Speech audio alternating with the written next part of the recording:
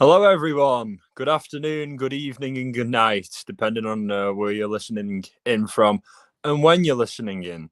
So, today we're going to be kind of carrying on with what I did in the last live, where I discussed Epstein and the updates related to Epstein, along with Nancy Guthrie. So, we're going to be carrying on with that because the updates relating to these two cases is astounding. So much has happened in less than a week from me last discussing it. And it just shows you the way that these stories both move. It's crazy. Hey Christine, glad you could join us, and hello everyone just joining now. Glad you could be here.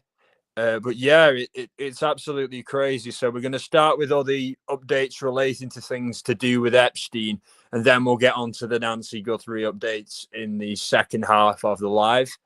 So yeah, I'm really glad that you're all joining me this evening or whatever it is, wherever you are. So yeah, these are pretty heavy topics that we're going to discuss. So I'm going to put some, balance in the middle of that because nobody wants something that's completely, serious. And obviously, we're going to be serious and respectful, but you've got to balance out the seriousness, the difficulties with something that's a bit easier. Thank you, Valerie. Curto, and I'm glad you do.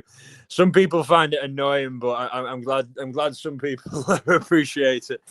So yeah, I'm glad you could join us. So yeah, stuff related to Andrew.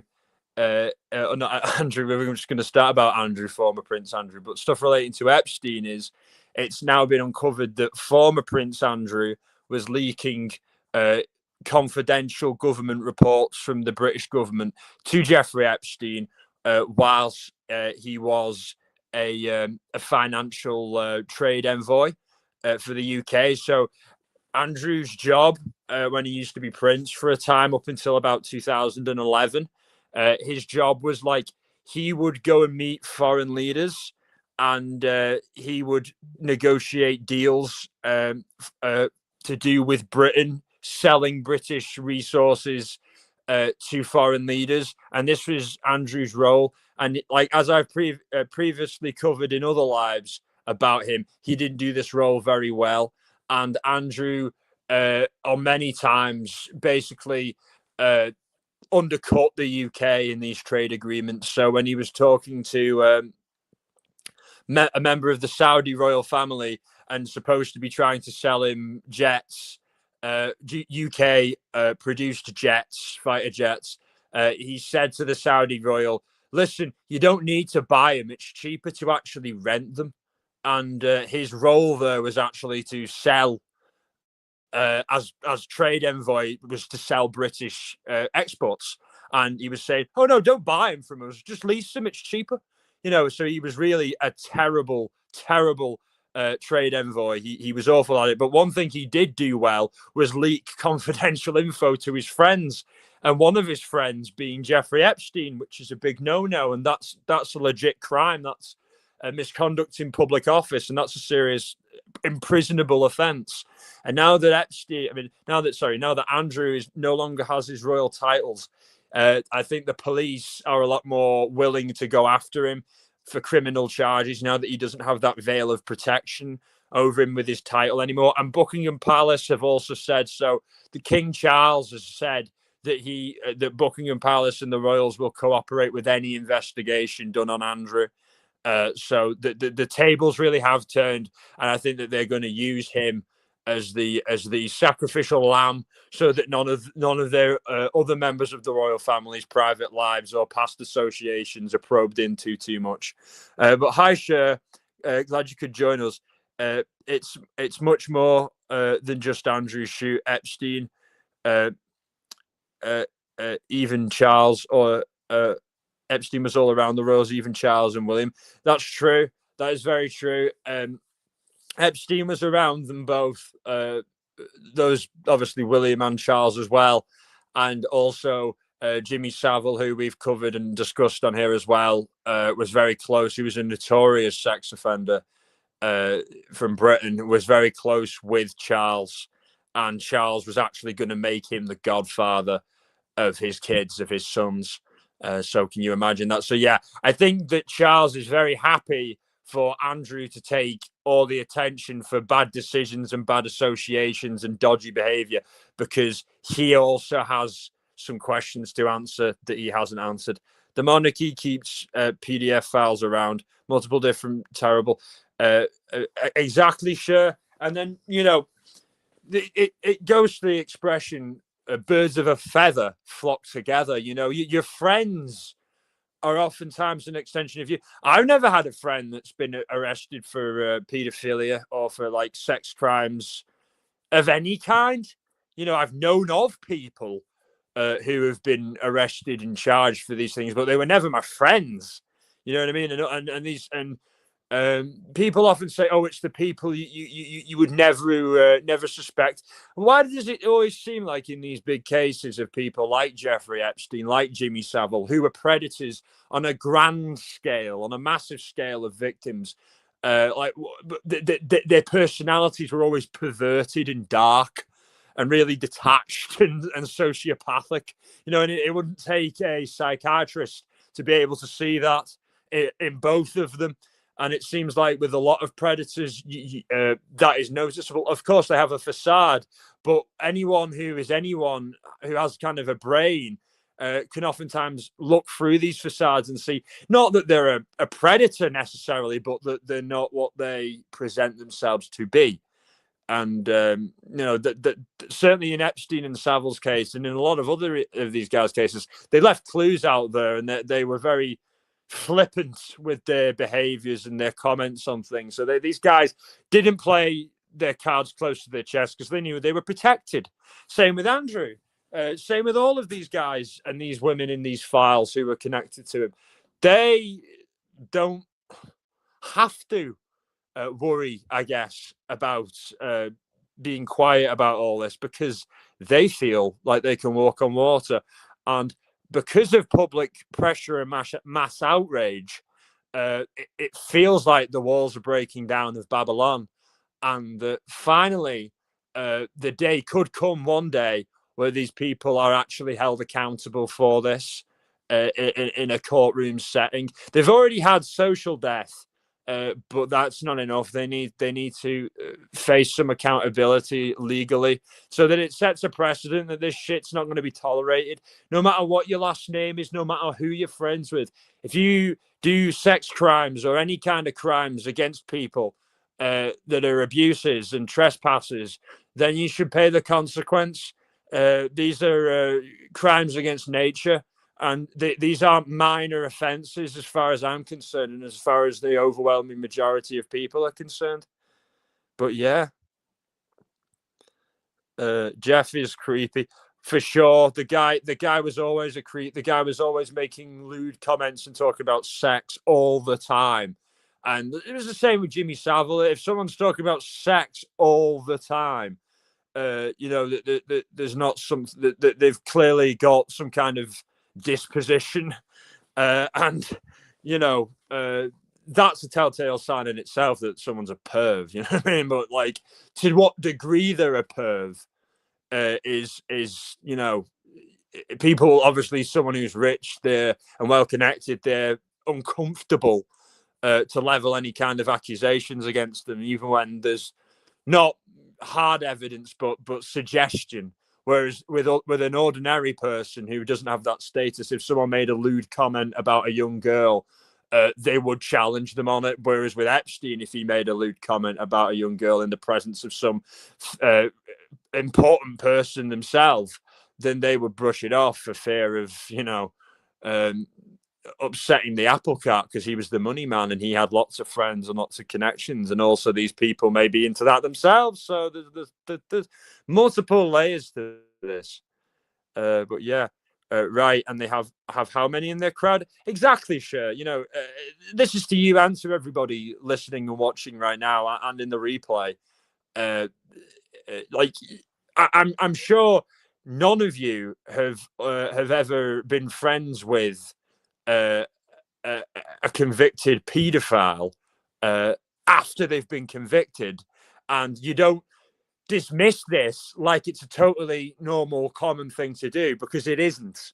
It isn't. And as we'll get in further into the details of my notes that I've made, you'll see person after person who are people who are from various countries, various degrees of power, all doing the same thing, knowing Epstein's a convicted sex offender, knowing he was convicted for sex assaults against underage girls, knowing this, but still having a friendly relationship with him, still being friends with him. And the people that this includes is as Victoria Hervey said, who was Andrew's ex-girlfriend, she said, if you're not on the Epstein list, you're basically a nobody in terms of power and influence in the world. And she's right. Now, she thinks that Andrew was set up and that he didn't do all this. And I personally strongly disagree and think that he's up to his neck in this and that he was blackmailed and honey trapped, certainly by Epstein. But, you know, Epstein didn't put a gun to his head and say, right, put your hand in the cookie jar, so to speak, and entrap and blackmail yourself. No, it took Andrew's own perversions that blackmailed him. If Andrew wasn't a pervert, he never would have been blackmailed. He never would have been entrapped. That's the bottom line. Epstein isn't to blame for Andrew's actions. Andrew is to blame for Andrew's actions. And that's fact, you know. Andrew certainly facilitated it. Hi, Val. Glad you could join us. So glad you could join us. So glad you could join us.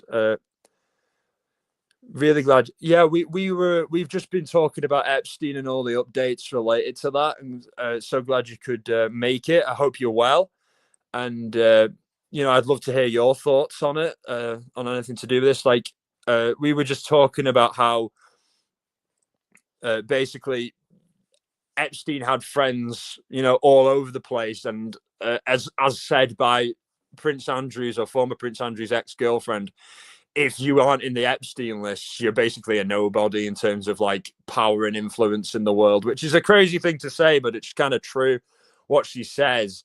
You've got princes there from various different royal families. You've got hedge fund managers, bank managers, Hollywood people. It's absolutely insane. And all these people, the overwhelming majority of them, kept being his friend, Jeffrey Epstein's friend, after his first conviction in the late 2000s for sex trafficking underage girls, little girls, you know what I mean? Like, these people who are supposed to set the laws and set what's right and wrong for, you know, the world and society, and tell us what's right and wrong and judge us when we fuck up. These people are in so deep, up to their necks in corruption. And consequences of this, people are defecting from MAGA. People who were, you know, sworn, you know, diehard supporters of Donald Trump are no longer his supporters because they can see the cover up, the shifty business that's been going on here.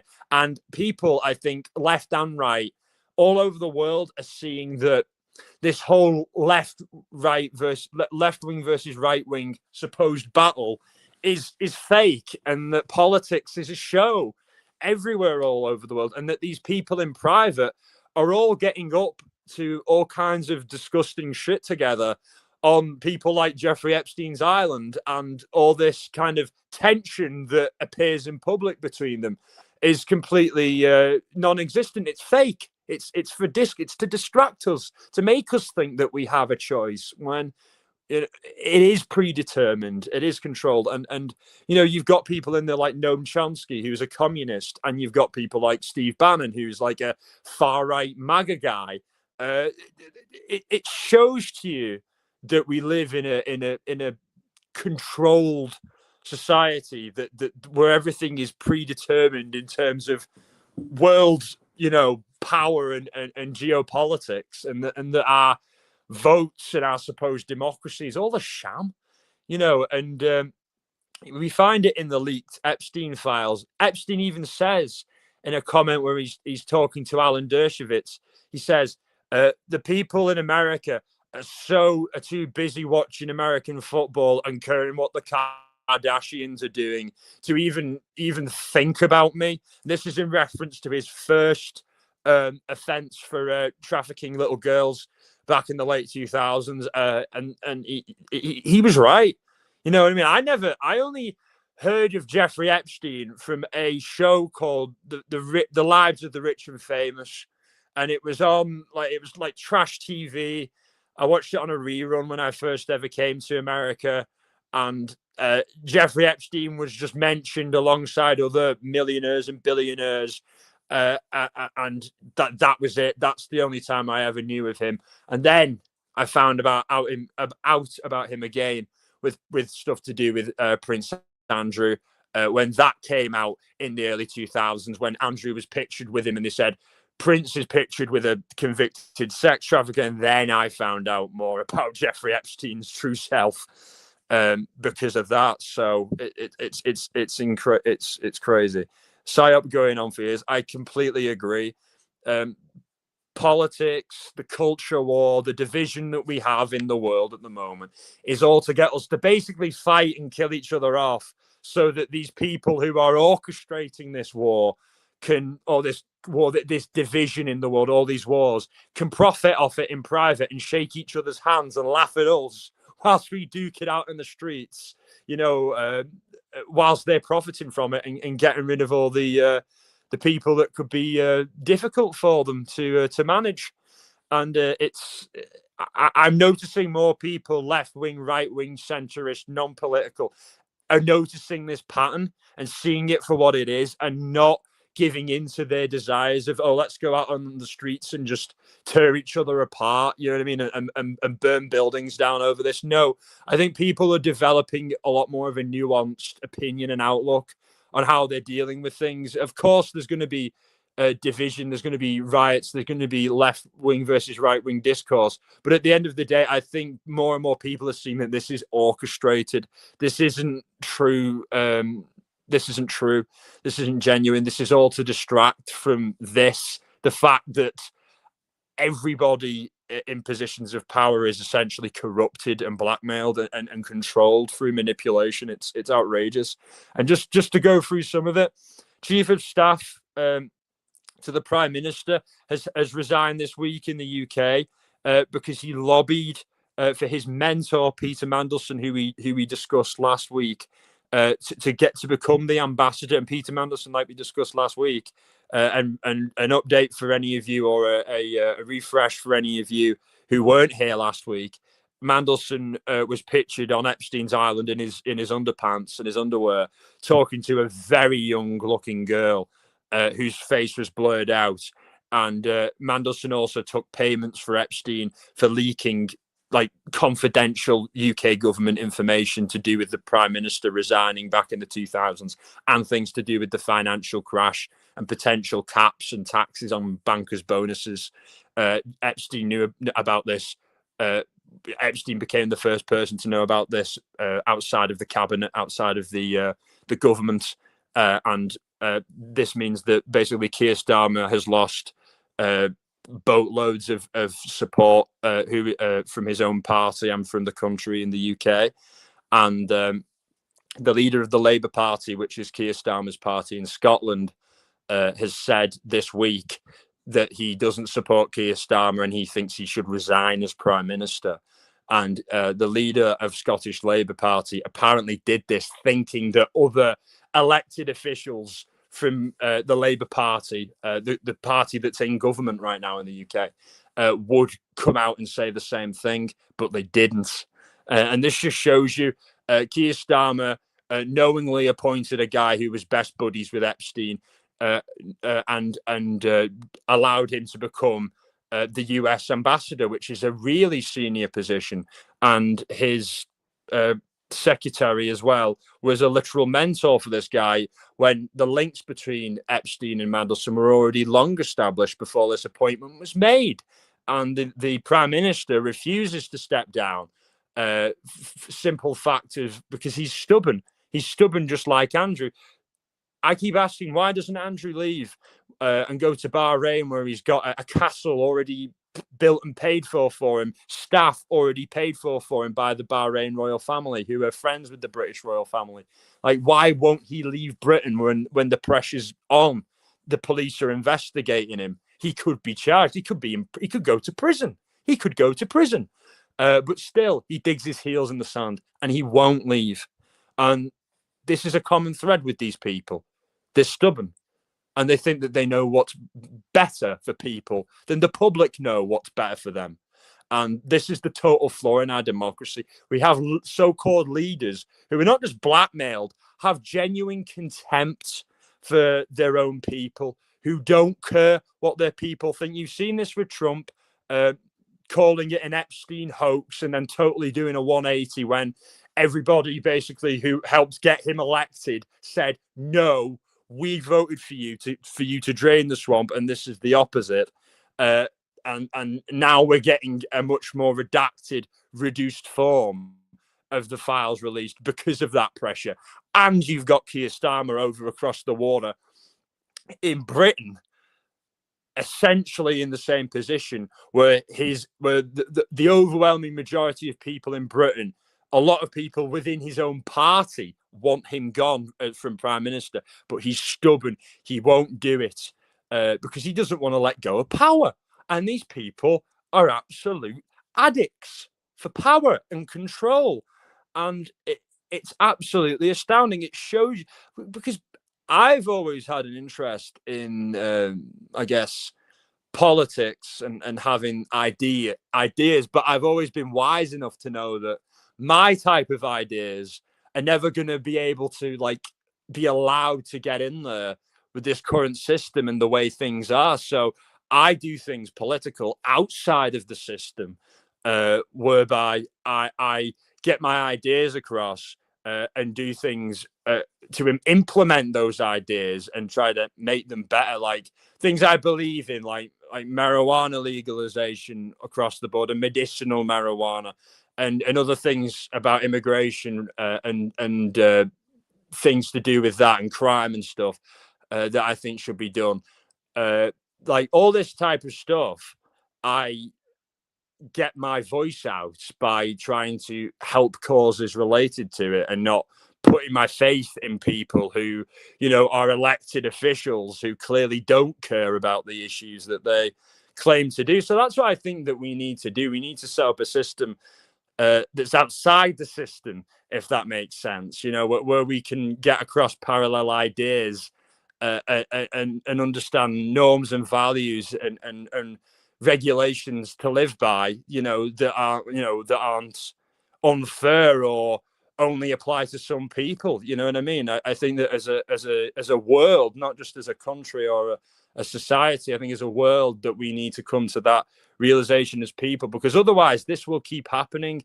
Our so-called leaders will keep getting entrapped and entangled into these dark spiders' webs where they're exposed for being dirtier than dirt and hypocritical as hypocritical could be, and it's just the craziness of it all. Well, when he hears he could go to jail, exactly, and that's when it changes. These people are very bold up until the last minute, but because inside that they're all cowards. Only cowardly people do what they did, and only a coward would run and hide like they do. They're not so strong and powerful now, are they?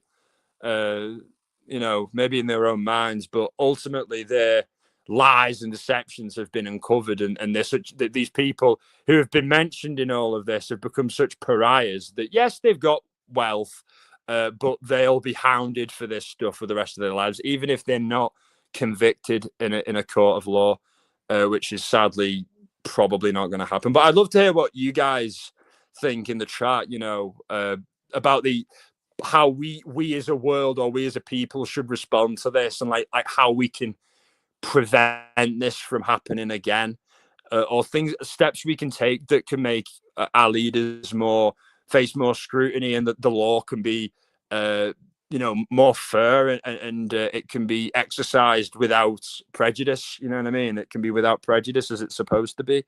I'd love to hear from the viewers and gauge you guys' like ideas or perspectives on where we could go, because it can be very doom and gloom talking about this, people with all this power and influence, blatantly committing awful crimes, and there being a cover up, and there not being much we as people can do, because they have influence and control over governments.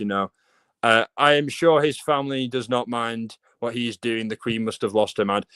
Yes, I mean the things that have come out is that the Queen was basically in denial about it. That staff who raised concerns about Andrew bringing in women who were not properly vetted, who were blatantly being trafficked. The Queen would just tell them to shut up and just ignore them and dismiss them, because I think she was in denial about her favourite son. And I've covered this where the other kids that she had them very young, and she was a young queen at the time, so she didn't really have time to raise them. But with Andrew, she did. She spent a lot of time with him, and I think that she bonded with him more so than any of the others. So she was a lot more protective of him, and I think that manifested and devolved into blatant denials and poor parenting, in the sense that she didn't discipline Andrew ever. And that nature, I think, and that entitlement added on with his status created a recipe for disaster, a mind of someone who was primed to be a predator.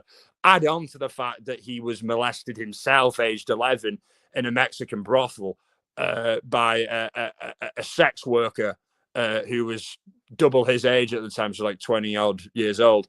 And that's when he lost his virginity. So couple all this together, and the guy's got the completely perfect pathology for someone who would be a sexual predator. Also, he's trapped in adolescence as well with his teddy bears, which I've mentioned. He had like 74 teddy bears that he'd yell at the staff and make them line up. That's someone who is trapped in a form of arrested development, and that can go hand in hand with someone who was abused. And not everyone who is abused acts out that abuse on others, but certainly I think Andrew has, because he's never addressed it. I don't think in his head he sees it as abuse, which is worrying. Maybe Shara was not happy. I did not know that.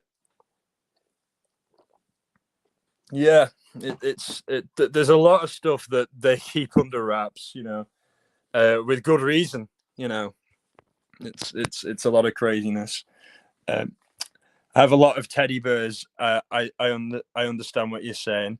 Oh, that's sweet though, Val. You've got teddy bears, but that's sweet, and you don't have staff, and you don't yell at them and go batshit and threaten to have their jobs, taken away from them because they didn't organize them in the specific order for you. So no shade on people with teddy bears. I think it's a really nice thing. I've got a cat called Teddy, so I do like teddy bears myself. But I obviously I had some when I was a kid, and I think it's nice when people keep them. But I think Andrew having 75 and being so obsessed with them and blatantly strange with them, where he'll basically say, "Lol, no, I don't." Yeah, you don't know. Val doesn't have any stuff. Yeah. But yeah, Teddy's good. Thank you very much for asking. It's nice to balance it. Teddy is my cat, and he as well. And I have another cat called Nala, and she's female, and she's like very much like a Norwegian forest cat, and Teddy is a tuxedo cat. So it's nice to have balance, talk about some cats. But yeah, no shade on people with teddy bears, but Andrew's weird with his teddy bears. Val's very normal with hers. That's the difference. Yeah. So yeah. What with the Queen of Norway? Oh, the Queen of Norway. I don't have that in my notes, but I'm glad you mentioned it, because I did want to mention that she was very flirty with Jeffrey Epstein, and her son is actually on trial right now for SA, and this is the same son who, in an email to Jeffrey Epstein, the Queen of Norway said, "Is it bad that I bought my 15-year-old son wallpaper of naked women?" And Jeffrey Epstein replied with like laughing and saying, "You're the perfect mother. I wish you'd have been my mother," which is typical of a guy like him. So it kind of shows you the circles that this guy was running in, and she was running in, that she would be so weird and get nude women for her son, the prince, his wallpaper. And I think a lot of his later actions of sexual assault could be very much rooted in the way his mother treated him, and basically let him, like Prince Andrew, or former Prince Andrew, was allowed to do what he wanted, and had a very early exposure to sex in life. And I'm not a prude, and I'm not a naive to think that young teenagers and teenagers in general are curious about sex, but parents shouldn't just force it onto them like that and plaster it into their faces. You let a kid be innocent. You know what I mean? Let a kid have their childhood. Because once it's gone, it's gone. And also, it has been noted by psychiatrists that hypersexualization of children can lead them to be groomed, or for them to act out abuse on others in the childhood or in later life. So I would see, sexualizing kids is a form of abuse, and it's wrong, and it's pretty weird that the Queen of Norway was like that. You know what I mean? And it's another example of someone of status, completely showing their true colors. And she was having these conversations with him after he was already convicted of being a sex offender against kids, against girls. And she was talking to him as if she was trying to get advice from a male friend about how to be with her son. Like that's the guy she was looking for advice on how to act with her son and be with her son and behave with her son. A guy who was a convicted sex offender. So no wonder no wonder her son is now currently on trial for rape. So it doesn't surprise me at all. So thank you very much, Christine, for reminding me of that, because it wasn't in my notes. But yeah, as well, William and Kate from the royal family say Prince William and Princess Kate say they're deeply concerned with the scandal, and so did Edward, the Duke of Edinburgh, the new Duke of Edinburgh. He told people they both told people to basically focus on the victims and remember what they went through, which is all well and good, but you don't get victims without abusers and without perpetrators. And they've got a perpetrator in their family, and that's why they're getting all this attention. Of course, we need to remember the victims more than these scumbags and giving them airtime. But I'm giving these people airtime because they're not really being held accountable in the way that they should. They ought to be. They should be in court.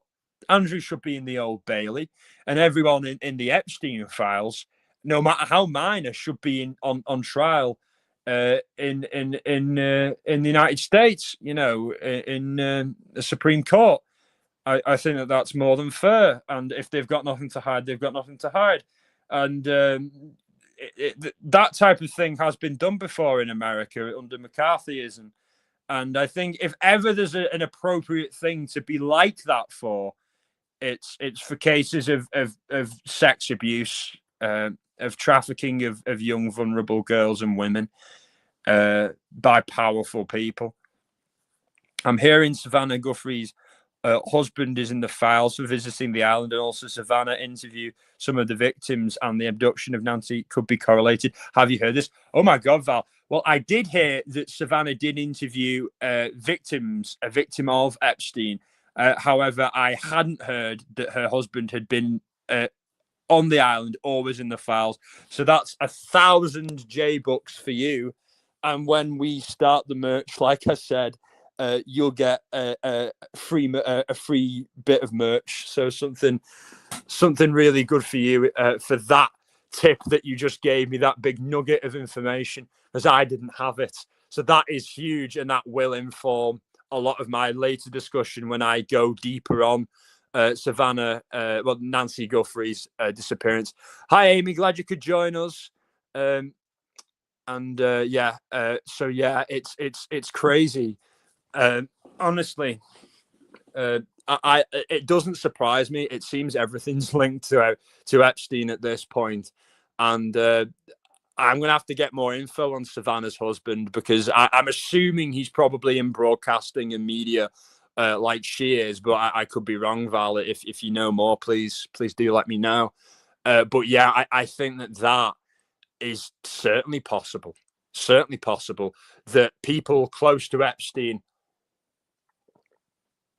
or Maxwell are, have paid people to stage a kidnapping of Savannah's mother, Nancy, in revenge for Savannah interviewing a victim, or out of fear that Savannah's husband may spill the beans on what he knows about Epstein and other powerful people. And it could act as a warning to say, look, we've taken your mother.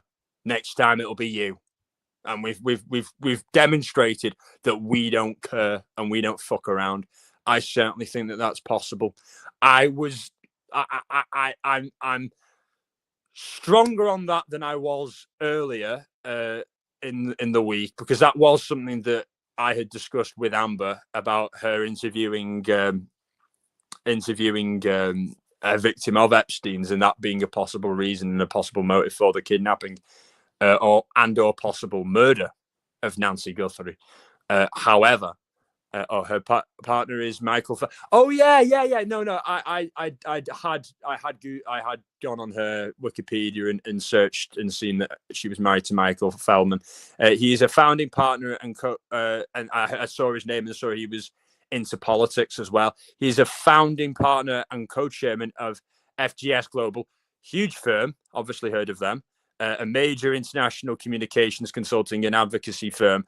And he's linked to politics as well, and like donating known Democrat as well. So that may have been his ties to Epstein, both Democrats, but obviously it crosses the political divide, and also he's involved in the financial world and international communication, comms, consulting and advocacy, that type of thing. That's Epstein's world too. So they cross paths in various areas, and it could be anyone's guess as to the nature of their relationship and how deep it was, and why that could have happened. But I'm certainly considering it. On the other hand, as well, I do think that there is possibility that Annie Guthrie and her husband could be involved. But like I said, I'm 50-50 on that and the Epstein connection, because it is too much of a connection for me to dismiss. She did the interview. He knew Epstein. It all ties in. When have you guys ever seen like a major story and then another major story that are connected in a way like this? Like it seems uncanny. Like I've been in true crime for a while, over a decade, and I've not seen anything like this before. Like, it's two large news stories, media stories that are having huge impacts on the press and everything, and the real world, and people's emotions coalesce like that. It's unprecedented. Nancy Guthrie could be acting as a warning to other people that may have been friendly with Epstein, know things, and then have in his mind or in the minds of his former friends or associates crossed him. Then there's the other theory that Epstein isn't dead and faked, and his suicide was faked, and that he's secretly in Israel or somewhere like that, hiding. And that's a possibility as well, because a woman who I mentioned earlier, Victoria Hervey, who was Andrew's ex, says that she believes Epstein faked his death, and his death was faked, and that he's hiding in Israel right now. So these orders for the kidnapping could have come directly from Epstein himself, because Victoria Hervey isn't just some podcaster pontificating on what might be true or what might not be true. Victoria Hervey knew Epstein. She knew Andrew. She was his girlfriend. She knew them all. So if anyone's in a position to say Epstein is alive or possibly alive, it's her, because she knew the man. She knew what he was like and capable of. But in my opinion, I think her mom is a distraction from the Epstein files. Look how many podcasts are covering it and not E. I agree as well. That has been a theory of mine that I've floated around in my head too, that it's a distraction. You know what I mean? Like we were talking about earlier, Epstein saying to Alan Dershowitz about people caring more about football games and what the Kardashians are wearing than anything that I'm doing or have done. So like that just says it all. That it could have been orchestrated by people close to Epstein, or people in who were affected by this scandal, to take attention off. You know what I mean? I think if they were going to do that, they probably would have kidnapped Savannah, but I could be wrong. And it doesn't seem like the people who the man on the camera was a real pro. But that being said, it wouldn't be the first time that powerful people have entrusted a big operation to someone who is in general terms low rent, because it gives them plausible deniability. A logical person would say, why would they hire someone who wasn't like a pro? And then an even more logical person would say, well, then if they're caught, it becomes less suspicious. It becomes more like, oh, this was a lone wolf, because the powers that be would never hire someone or would never order someone to do something that could be incompetent. When look at governments can be incompetent all the time. People can be incompetent all the time. You know what I mean? They don't have superpowers. You know what I mean? They're not immune to fallibility. Distraction, absolutely. I think he is dead because his bro was releasing info. That's a theory. I think is valid. I think everything's on the table here. I think because you've got so many different parties and so many different people, and this is so big and it's so unbelievable, everything here, that I honestly could see anything being true at this point. If I woke up tomorrow and something new came out about someone, and it was just out, it would feel outrageous, something about anyone. I'm just going to randomly associate someone's name with this that doesn't deserve it. But yeah, like someone, who most people would never suspect, it wouldn't shock me anymore. It just wouldn't. I'm so desensitized. And I think that's kind of part of it. They want us desensitized. And they want to oversaturate us with all of this, so that it hopefully they think in some people's minds it will seem less damning, less significant, less important, when that's like the absolute opposite. This is the most important times that we have been in, because never before, when these scandals happened, did we have the internet? Did we have the ability to get information out and to share opinions in the way that we do now? Things can be suppressed, of course they are. Like my streams get suppressed when I talk about this stuff, when I say certain words and certain people's names, but you can circumvent that by dropping a like, and I only ask you to do that when I'm discussing this type of thing. I never ask for it on my kind of normal true crime lives, because I'm not really doing it for that, but it's mainly for the fact that my actual subscribers sometimes don't get notified when I do these types of streams, and the like helps the people who I do want to see this, and it helps. And moving on, Howard Lutnick, related to Epstein, Howard Lutnick, the US Commerce Secretary, who had that's basically the equivalent of what Andrew's job was when he was Financial Trade Envoy. That's basically what Commerce Secretary is in America. And basically, he admitted to going to Epstein Island in 2012, despite claiming that he ended contact with him in 2005. So this is just like Peter Mandelson. This is just like Prince Andrew, former Prince Andrew, and Sarah Ferguson, and more people who claim that they cut things off with Epstein long time ago, but were proven to have continued to be friendly with him and friends with him and accept money from him and accept vacations to the island off him after he was a convicted sex offender, pedophile.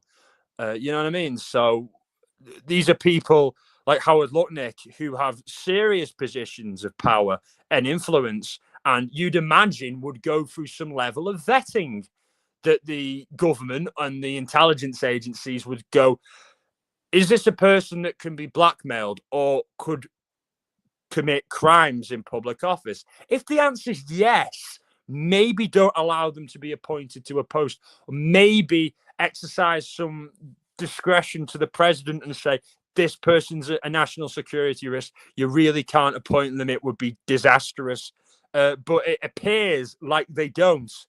And this is very, very odd. This is very strange to me. And it stinks of corruption. And moving on as well to other people mentioned, Casey Wasserman, who is a talent agent in LA, a very famous talent agent, and he was also known for being the chair of LA's unsuccessful bid to host the 2008 Olympics. But basically, he's been mentioned in the Epstein files of having been friendly with Epstein and having gone to Epstein's Island. So you've got people from politics, from finance, from entertainment, from media, from all walks of influence in our societies and our worlds in the palm of this one guy's hand. And this guy was a sex predator, and he was a known sex predator. And it begs the question, why? Why were all these people so close to a known sex predator and so willing and happy about it? Why do these people who are supposed to be the beacons of morality and of influence, why are they so willing to go into partnership with people and be close with people who should represent the absolute opposite of the values that they claim to represent? It's because I think the people of power. Hi, Rox, I'm glad you could join us. It's complete. It's complete. It's a complete cover up as far as I'm concerned. It's a psyop. To me, it stinks. Like I said, of a psyop. There's no other word for it, and it shows you that our society and the influence that these people have is, like I keep saying, it's all choreographed. It's an illusion that these people don't stand for the things that they stand for. They don't have any kind of integrity in them, that it's a show, and that you only get into the club of being allowed to be one of the front men for the band, I suppose, as a metaphor to explain it. You're allowed to be, have the illusion of power and be a front person for a spokesperson for these people. If you have yourself been blackmailed, if you have yourself been compromised, if you are yourself messed up like they are, and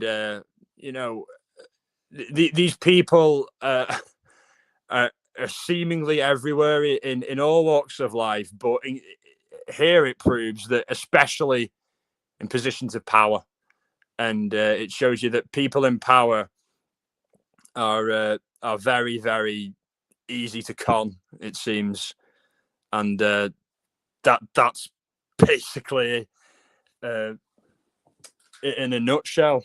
People in power are easy to manipulate and to control, and that suggests that they're not in power, because people who are in power and in control are impossible to control and to manipulate. And it seems like every single one of these supposed leaders is completely able to be, controlled and manipulated and puppeteered, basically, it seems, by people like Epstein and others, who have these really dark insidious agendas. But yeah, survivors have accused Pam Bondi of a cover-up, and also asked why the US government hasn't asked or subpoenaed Prince Andrew to testify, or former Prince Andrew to testify in front of the congressional hearings.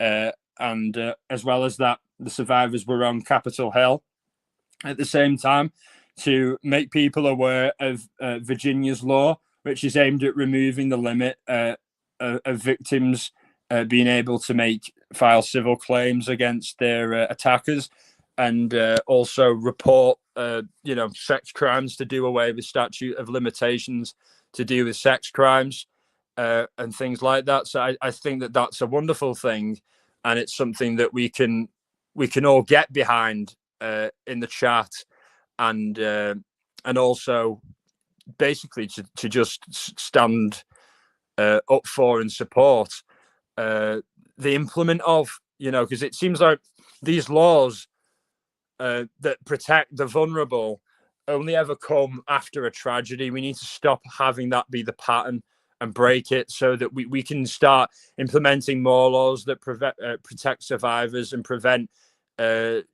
abusers from dodging accountability through friends and through power and money and influence, and having a legal system that's across the board, transparent, and is clear in the laws that it spells out.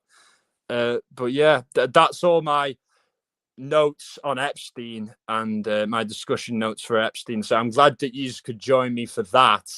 And now we'll be moving on to the final part, the Nancy Guthrie updates of what we have. And we do have quite a lot. And obviously, thank you very much, Val, for letting me know the info about Savannah Guthrie's husband, and his links to Epstein as well, and being mentioned in the files. That's been a big help of mine in this live. It was a huge nugget of information, so I'm glad, if you're still listening, that you shared that. It's a big help. Like I said, you're entitled to 1,000 J bucks when I start doing the merch. So you'll be entitled to some free merch for that. And anyone who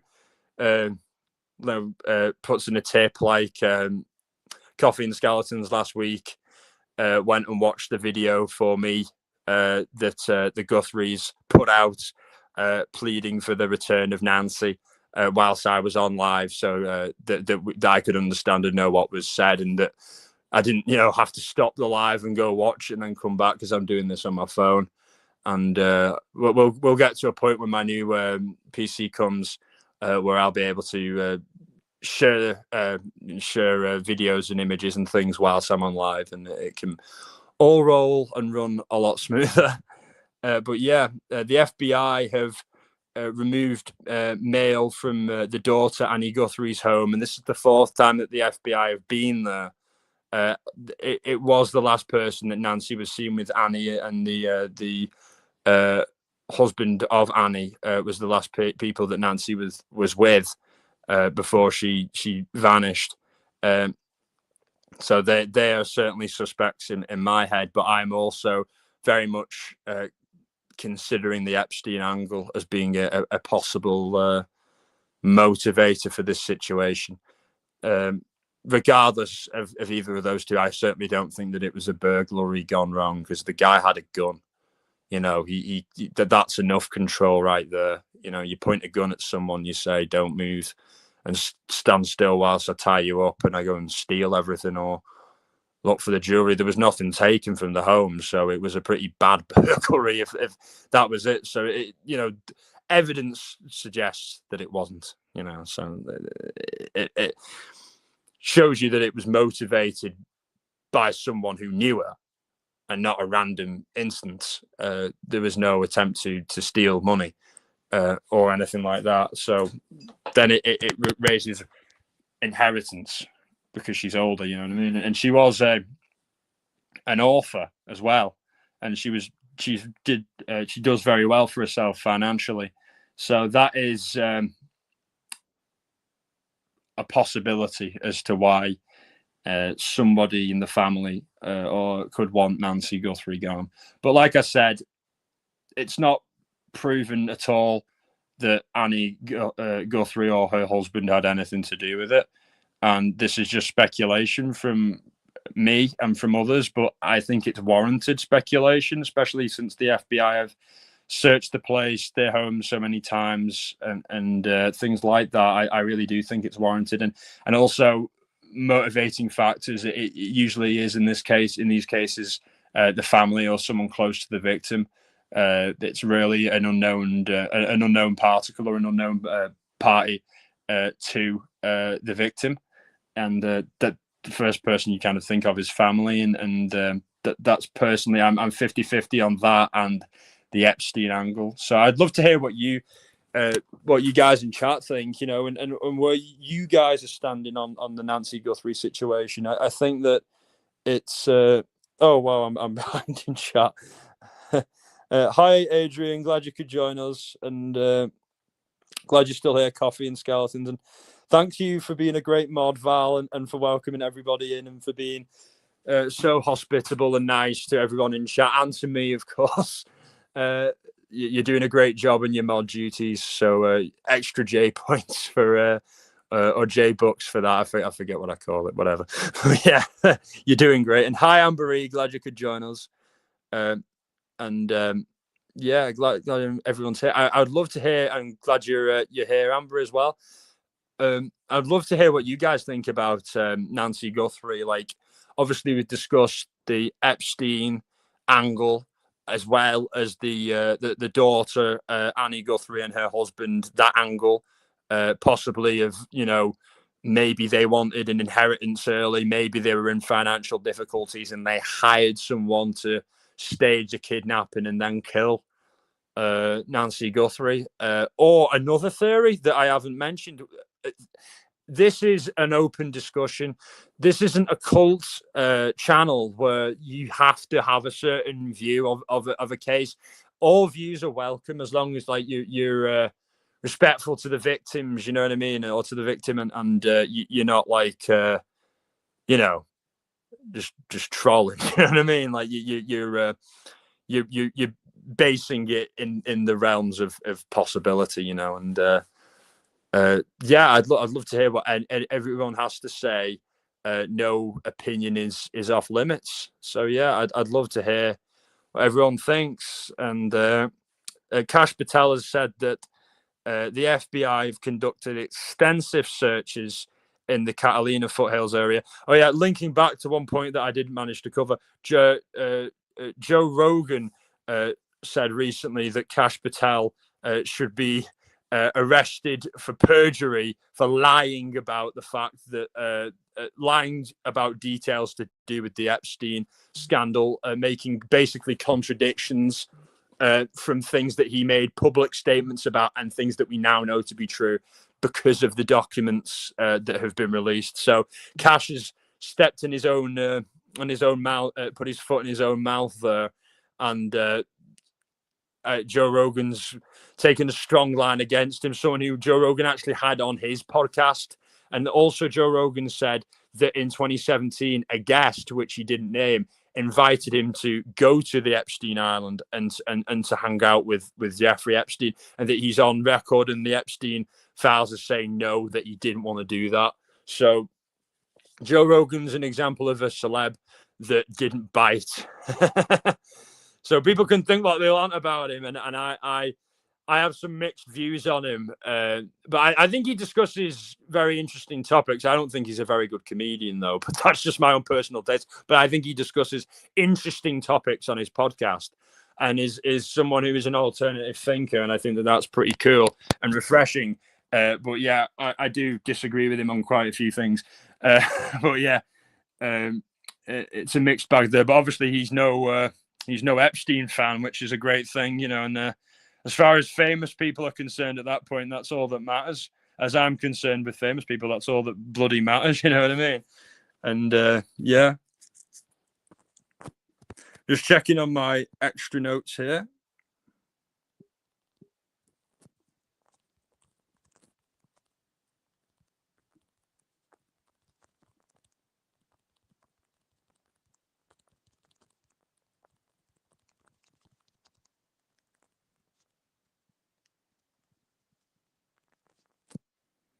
Yep. Extra notes. Sorry for the radio silence for a minute. I just had to make sure I hadn't lost the other piece of paper. But yes, I have it now. And the ring cam as well. Many people think it's the husband's bandmate. Yes, that has been kicked around. You read my mind, Val. Hive mind. I think we have a situation of a hive mind going on between me and you, where you oftentimes make comments and then it triggers the next thing in my notes. People in this chat do it all the time with me. It's funny how that happens. But yeah, like that was legitimately the next thing I was going to talk about. The ring cam.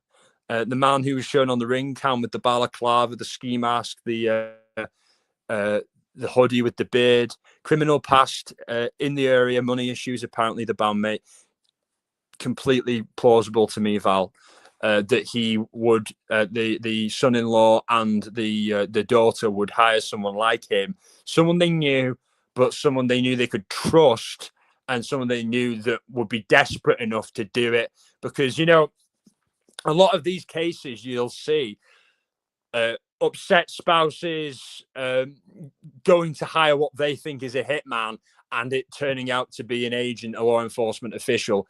And you see things like that happen all the time. So for them, they're probably like, how do we know if we don't seek somebody out somewhere on like the deep web or some, guy at a bar or a drug dealer or whatever, that they're not going to turn us in? How do we know we can trust someone? And a bandmate is someone that you should be able to trust. You share a van with these people oftentimes when you're traveling from gig to gig. You sleep in close proximity with the other bandmates if you're sleeping on a van and touring together. So these are very close people. Yeah, he looks like, he has facial hair, one of the bandmates, and the guy in the CCTV clearly has facial hair from under his balaclava. The ski mask that he picked wasn't a very good one, because maybe in the past those 3-hole ones would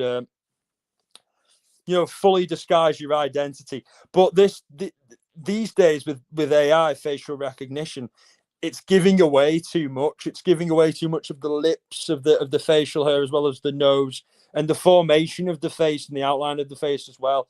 The best types of ways to disguise yourself would be the 1-hole balaclavas and wearing like sunglasses over it, so that no part of your actual skin on your face is exposed.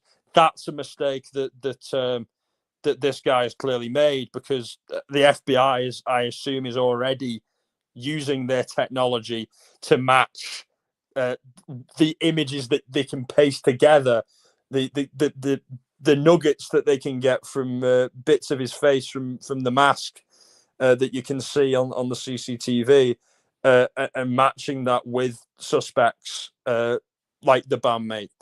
He has a band, and basically Annie Guthrie's husband has a band, and people think it's one of the bandmates because he looks like the guy on the CCTV with the facial hair and everything like that. And basically, the bands complete all their music online, their Facebook pages, their Bandcamp, which is a place where indie musicians can sell their songs. I use it. Like, that's completely scrubbed. It's all gone. You can't find a trace of it. And if they have nothing to hide, like, why are they doing that? It's completely crazy.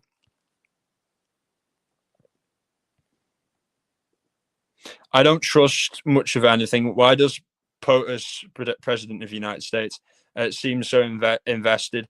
Is there something deeper, and will there be a fall guy? I'll probably side-eye it no matter what. Oh, God, yeah. You should totally side-eye all of this. I mean, we're only getting a fraction of what they think will be enough to shut us all up. Well, you know what? We're not going to go away. We're not going to shut up about this. We're going to keep talking about this. We're going to keep putting our leaders on notice and holding them accountable, because that's what they're there for. and don't have anyone who's what. And this is a message to everyone watching this now or watching this in the replay. Never allow anyone, powerful or not powerful, to gaslight you and to say to you that your voice doesn't matter. No matter what you've been through, your story, what's happened to you, if you're a victim, matters.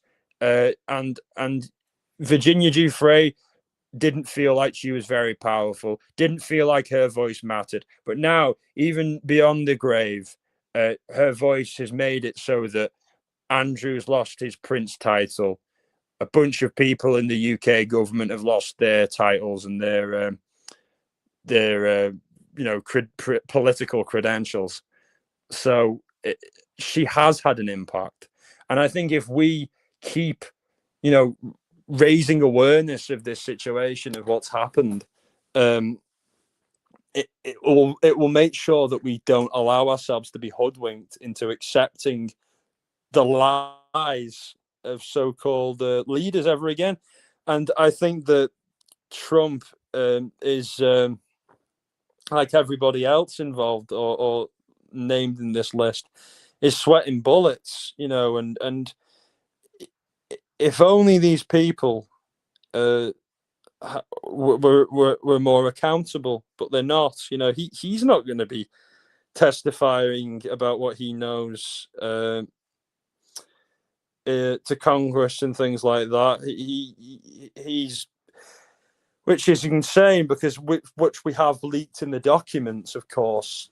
Trump said to police in Palm Beach in Florida in 2006 that everybody knows Jeffrey Epstein's a perv and what he's like with young girls. So, like, what's up with that? You know what I mean? Like, why didn't he come out quickly unless Epstein had dirt on him, which I think he does. I think that they have dirt on everybody, and that Trump's no different, and that Trump, like a lot of other people, doesn't want his dirt to come out.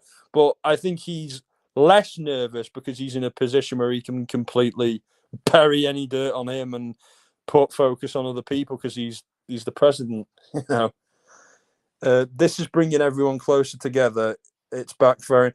I agree. I think people on the left and the right, I think people generally who are skeptical of governments and people who are in power, regardless of kind of political persuasion, are unifying in their opposition and their disgust at what our supposed leaders have done.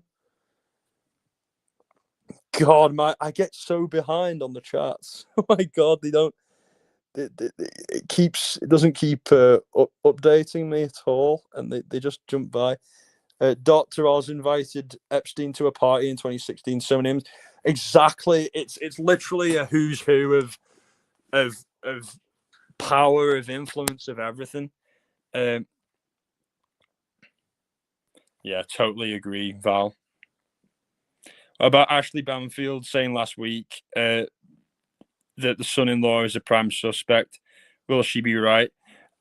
I think she's got a good point that he is. You know what I mean? I think that she's got a good point that he is. But like I said on my last live, she could have been a bit more careful about how she let that go. I think that she said it as if the source was making it clear that there was going to be imminent arrests, which didn't happen. So I think people kind of felt like it was kind of clickbaity because of that. But there's a lot of stuff now that kind of points in that direction, as far as I'm concerned. Yes, it may be him, but he had similar facial hair and body type. Yeah, I agree, Val. I agree.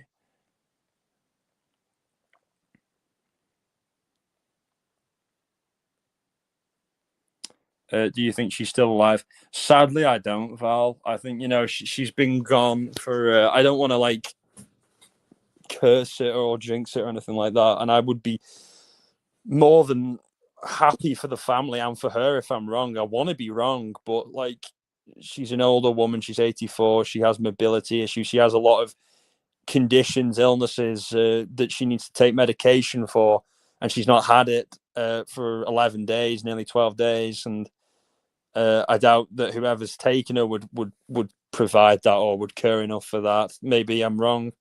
But I think fundamentally this was never a kidnapping. This was a staged kidnapping. That this was a murder from the off for probably inheritance if it's the daughter and the son-in-law, and if it's the Epstein angle, revenge for her interviewing, for Savannah interviewing a victim, and also for whatever connection her husband had to Epstein. So yeah, it's that's nice of you to say, Val. You're very kind to say that. I try. But the guy they detained, the guy they detained, Carlos, seemed innocent to me. Another example of hive mind. That was exactly the next point I was going to come on to, Val. I had exactly the same feeling initially, and Dana Bowling, whose channel I shared on my community page, who I go to for a lot of updates on true crime, because she has loads of sources. She had an FBI former FBI agent on her show the other day. So she's a great channel. She's a former casting agent for Disney and a lot of other like Hollywood companies. So she knows a lot of dirt and a lot of the things behind the shadows. So she's very much aware of this world, and she shines a light on it, and she helps expose things like that, and stories to do with scandals and celebrities and powerful people, and she's got a really cool channel. I would recommend everyone who watches me go and watch her. She's a cool woman. She's always got an interesting take and always has good sources. And her husband works for Dancing with the Stars as well, so she's her and her husband know very well, the ins and outs of Hollywood, so I find it best, especially Epstein stuff, to go to her. But she's got a knack for true crime, and I went to her for Reiner updates, and I went to her for Nancy Guthrie updates as well. So yeah, certainly I'm 5 minutes on. No worries, Val. No worries. Take your time. Watching on 2x speed to catch up. Great. But yeah, Dana Bowling said exactly the same as what I feel, Val, and what you feel as well. We all of us had the same instant reaction to Carlos, that he was an innocent guy in the wrong place at the wrong time. He didn't even know who Nancy or Savannah Guthrie was. I believe him. He was arrested whilst he was doing DoorDash with his wife and his kids in the car. So I can't imagine how traumatic it must have been for him and them. He wasn't read his rights until 2 hours after being arrested. So he didn't know what he was being charged with for. It wasn't explained their rights to him. So it was essentially an illegal arrest. And I hope he sues the state, the cops for that, because it's ridiculous how he was treated. And he was interviewed and he was released without charge. And the police, strutted out to social media, going, "Oh, we've made an arrest." In my view, to say, "Look, we're doing something. Get off our backs." When really they did something terrible. They arrested a guy who, in my view, did absolutely nothing wrong and is simply a DoorDash guy. And he said, "Yeah, I might have DoorDashed in that area recently, but that's it. I don't know. I didn't know who I was DoorDashing for. It was just another number, another code. You know what I mean? Like, I feel like he was just seen as someone who they just discussed a white van leaving the scene, and he drove a white van. And you know what I mean? But like, a white van's a white van. It doesn't mean that that was his white van. You know what I mean? Lots of people have white vans. It's absurd to think that in itself is enough. You know what I mean? Was it the same make? Did the plates match? Like, what are we talking here? Is it just a whim like that? But I understand them wanting to cover all bases, but they didn't need to make such a grand announcement, like, oh, as if to say, we've got a guy, we've got all this proof, basically, and we're confident. They had absolutely nothing on the guy. It was circumstantial at best. and they knew that. And I think that they were trying to do that to circumvent criticism that they've been getting from the media and from sleuths online about their inactivity and about the leader of the police investigation, the sheriff, attending his grandkids' basketball game and taking a load off whilst the investigation is going on. And of course, I understand family is important and you shouldn't sacrifice family things for work.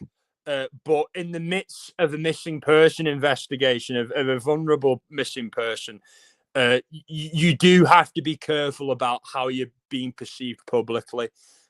You want to maintain public confidence that you're giving it your best shot. And maybe being spotted at a basketball game isn't the best look. But I'm not judging. It was a family thing. It wasn't like he was at some Lakers game, or it wouldn't be the Lakers in Arizona. It would be, if say if he was at a Cardinals game, you know what I mean. He wasn't taking a load off, you know what I mean. He was going and seeing a family member's game, but still, people are going to have that perception that they're not doing enough.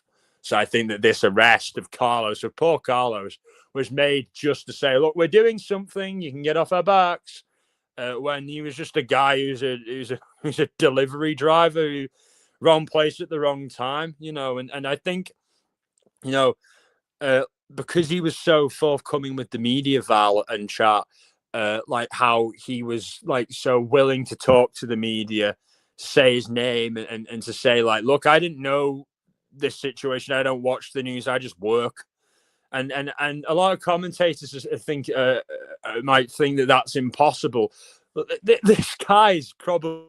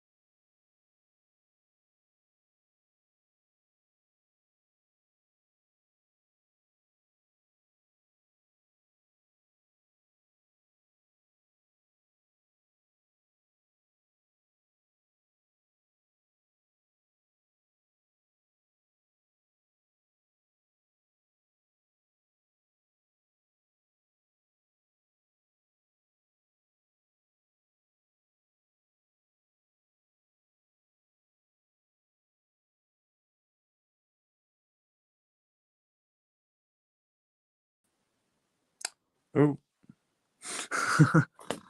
Oops, yeah, there wasn't sound, and you saw me briefly then on on my camera. It kicked me off stream, but I'm back now. I was having internet issues very briefly, so yeah, you got a little you got a little glimpse of me then, and oh,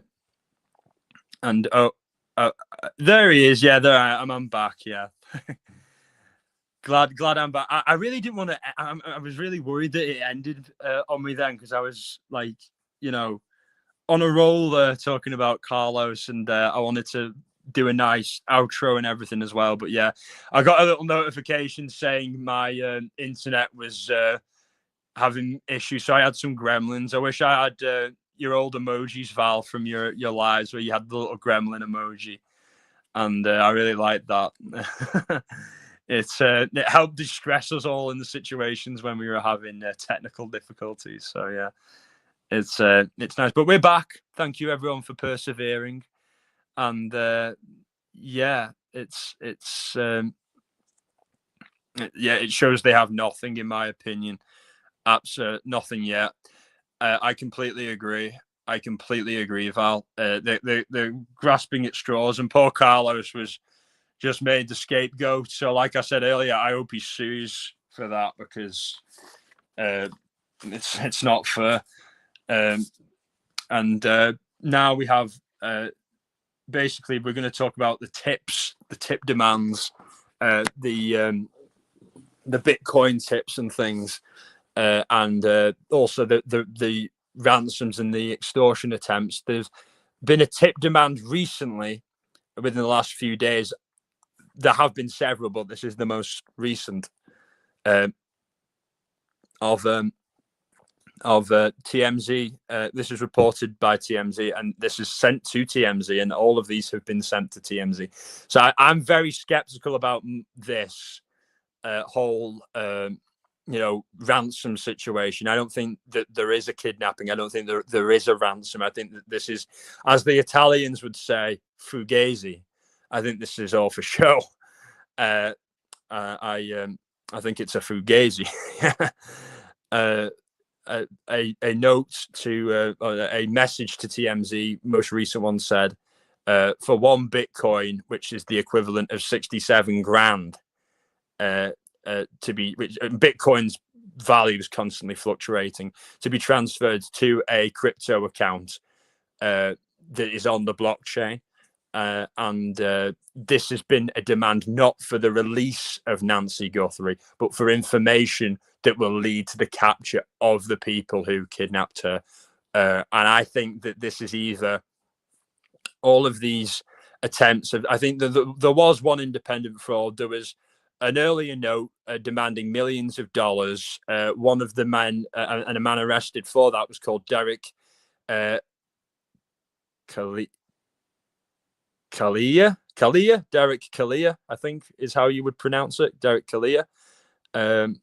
And I didn't want to butcher even though he's a shit and a scumbag for taking advantage of a tragedy to try and profit. I wanted to get his name right. I'm pretty specific about getting people's names right as best I can, even if they're like assholes.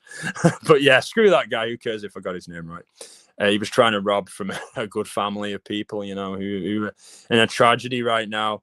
But yeah, he was already on bond for trying to defraud the state of California. So he's a serial fraudster. So I don't think he was essentially put up to it. But I think a lot of this most recent demand and other notes to TMZ have been spearheaded by whoever I think has killed or has kidnapped Nancy Guthrie as a way to create a red herring and to delay investigators and to buy time to destroy evidence. Like, that's my own personal opinion, but I'd love to hear what everyone else in the chat thinks.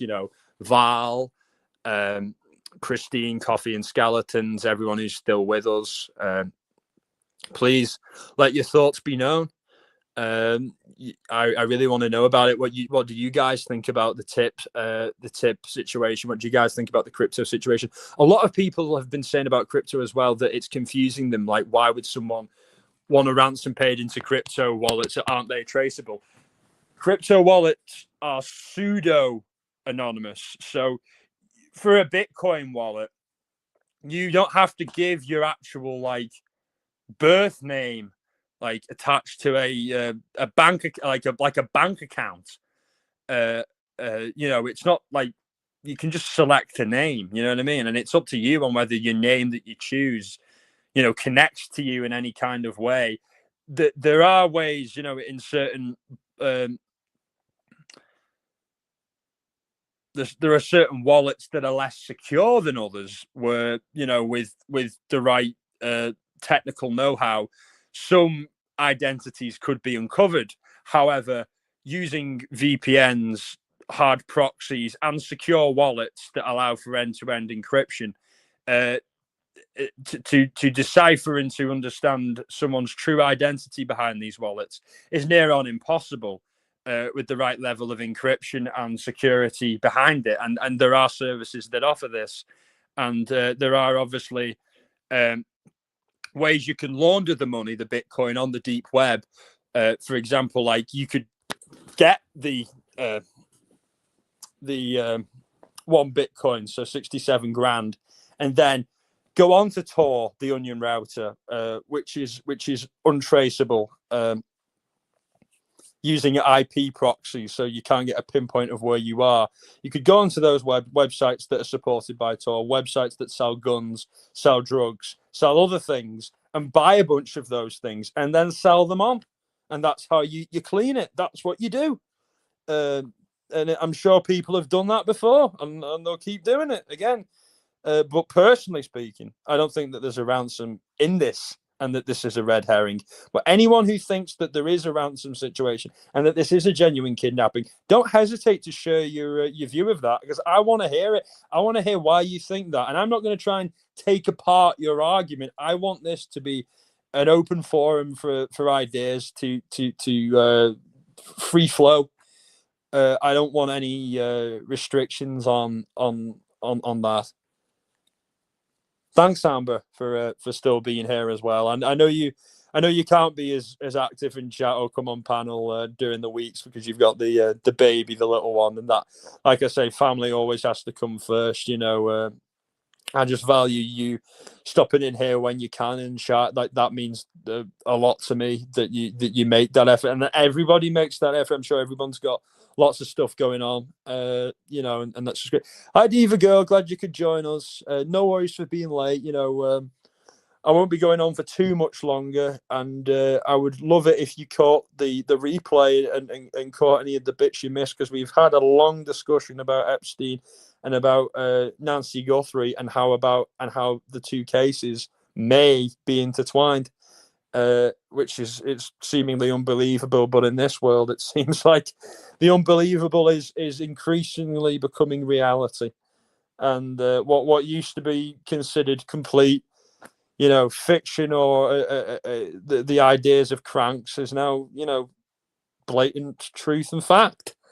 So I think people should take what they read in dark corners of the internet a little bit more seriously in future, because all this info about these people has been out been out there for years. It's just